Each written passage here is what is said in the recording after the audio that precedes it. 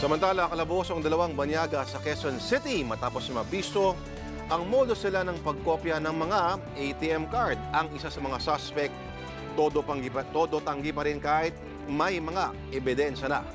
Nasa gitna ng aksyon si Ivy Bernardo. Himas rehas ang Romanian at Indonesian national na ito matapos masakote ng otoridad sa Quezon City kahapon ng umaga. Isang linggong minanmanan ng pulisya ang kilos ng dalawa dahil sa paglalagay ng skimming device sa isang ATM sa Tomas Morato. Itong dalawang tao na ito, we received information from the bank security personnel of the Bank of Commerce last December 6 na may nag-install ng skimming device doon sa kanilang ATM booth dito sa may Tomas Morato malapit sa Gandia. Hindi na bago ang ganitong modus sa mga kawatan para makopya ang detalye ng isang ATM card at magamit pang withdraw.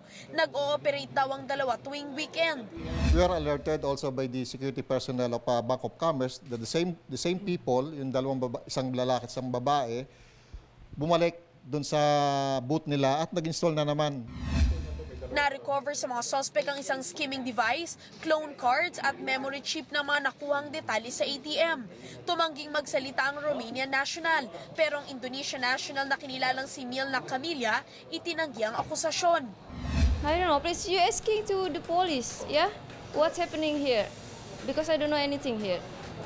Yeah, I here just for holiday. Okay, enough. Inaalam na ng pulisya kung kabilang ang dalawa sa isang sindikato. Kasong paglabag sa Republic Act 8484 at 879 to E-Commerce Act ang kakarapin ng dalawa. Umaaksyon, Ivy Bernardo, News 5. Be sure to come back. News 5 everywhere. Copyright 2015.